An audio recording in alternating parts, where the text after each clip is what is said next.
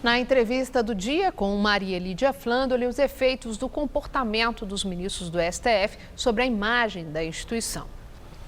E quem analisa é o professor de Direito Constitucional Oscar Vilhena Vieira, diretor da Escola de Direito São Paulo, da Fundação Getúlio Vargas. Muito obrigada por estar aqui, professor. Bom, mas antes de falar do nosso assunto, que envolve o Supremo Tribunal Federal, o Jornal da Gazeta mostrou há pouco aquela decisão de uma juíza sobre o show que Caetano Veloso faria num acampamento do MTST lá em São Bernardo do Campo. E o argumento da juíza na proibição desse show foi que ele não podia fazer um show numa área que estava, usando o termo que ela usou, subjúdice. Eu quero perguntar se há um amparo no direito para uma condenação, para uma ação como uma decisão judicial como essa. Me parece que não, nenhuma. Por quê? Porque na realidade ela está confundindo um espetáculo público onde se paga ingresso, onde há uma regulação de como isso se dá, com um ato político. O que o Caetano Veloso estava fazendo lá era um ato político de solidariedade. E a forma com que ele faz isso é cantar, porque afinal ele é um cantor, né?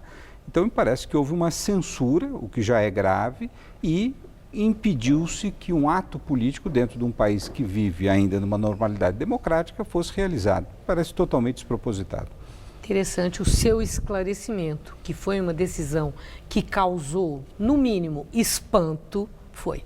Mas são muitas decisões nos últimos tempos que estão causando espanto. Bom, falando em espanto, semana passada nós tivemos um espetáculo que não temos do que nos orgulhar entre dois magistrados, Luiz Roberto Barroso e Gilmar Mendes, no Supremo Tribunal Federal, com ofensas pessoais. Bate-boca como aquele traz problema para a credibilidade e imagem do Supremo Tribunal Federal? Eu acho, Maria Lídia, que tem duas coisas que estão aí em questão. Em primeiro lugar, é que, aparentemente, o padrão de corrupção com o qual o nosso sistema político passou a funcionar nas últimas décadas, né, fundamentalmente para que as bases pudessem ser mantidas coesas para apoiar os presidentes, ele dependia de uma certa fragilidade, para não dizer da omissão do sistema de justiça. Então, nós só podíamos ter aquelas compras de votos, aquelas entregas de ministério de porteira fechada, desde que o judiciário não interferisse nisso. Com o mensalão e de forma mais contundente com a Lava Jato, isso mudou.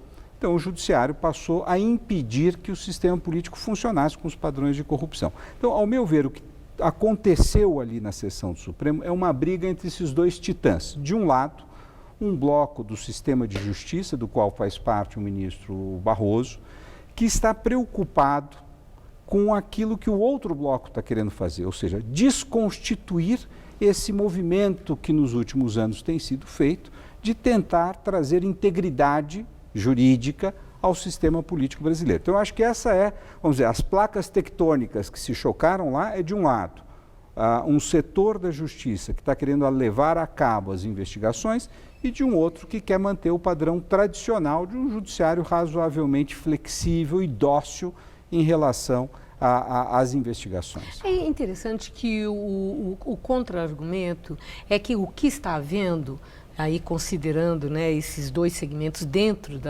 do Supremo Tribunal, é a politização da justiça.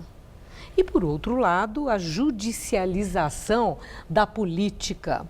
Isso é algo típico, peculiar do nosso país? Ou existe uma tendência no judiciário e em outros países de decisões judiciais terem sim esse tom político que fica cada vez mais evidente?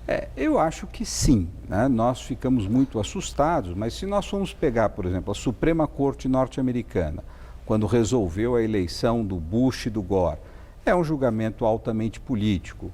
A decisão, por exemplo, da Corte colombiana, quando impede um terceiro mandato para o presidente Uribe, são decisões políticas. É muito comum no ápice do sistema judiciário que haja uma politização, ou seja, questões que o sistema político não consegue resolver, ele recorre à Corte Constitucional, ao Supremo, no caso brasileiro. Nós olharmos o dia a dia do Congresso brasileiro, basta você ser derrotado dentro do Congresso, você recorre ao Supremo. Então você politiza o Supremo, né? Agora, eu acho que tem um problema grave, que o nosso Supremo tem muitas funções. Além de resolver esses casos, ele tem que julgar criminalmente os políticos. Então isso adicionou, isso é diferente do Brasil. Isso envolve a questão do foro? Sem foro dúvida nenhuma, né? Porque a Suprema Corte Americana jamais iria julgar deputados, senadores ou qualquer criminoso. Quer dizer, ela decide questões de direito, né? Se o direito está sendo aplicado correto ou incorretamente. Então, no Brasil, o grande problema é que o Supremo tem missão demais, né? Ele é o órgão, vamos dizer, o tribunal de primeiro grau de políticos que se envolveram com crime, ele é o tribunal de primeiro grau para conflitos entre os poderes e ele é o tribunal constitucional. Então, ele desgasta o capital político dele nessas questões menores e quando chega nas questões maiores, tem que decidir o aborto, a união de homossexuais, as cotas, o controle de armas de fogo, aí ele está absolutamente desgastado. Quer dizer, mesmo com uma infra melhor, uma infraestrutura melhor, com mais recursos, o Supremo continuaria com a pauta lotada. Sem dúvida nenhuma. Ele tem, o que deveria haver é uma redução dos assuntos que chegam ao Supremo Tribunal Federal. E o foro de prerrogativa de função, chamado foro privilegiado, seria a primeira coisa a ser retirada. Mas vamos tomar cuidado, não neste momento, porque fazer isto neste momento poderia ser um pouco mudar as regras do jogo enquanto ele está sendo julgado. Acho que nós temos que acabar essa etapa, a etapa Lava Jato, para aí sim pensar numa remodulação do Supremo Tribunal Federal. Agora, a última questão, bem rapidamente. Agora, o que é que explica a falta de cerimônia de magistrados em debater, discutir, completamente sem cerimônia e apelando para as ofensas pessoais, não se atendo às discordâncias da doutrina do direito? Tem explicação para isso? Olha, é um emprego dificílimo esse de ministro do Supremo Tribunal Federal, porque você fica discutindo por anos com pessoas com as quais, às vezes, você discorda profundamente. E discorda na frente da televisão, né? É quase como se fosse um programa de futebol ali do domingo, né? Evidentemente que os ministros, quando perdem as estribeiras, isso gera um tipo de, vamos dizer, erosão da autoridade do Supremo Tribunal Federal.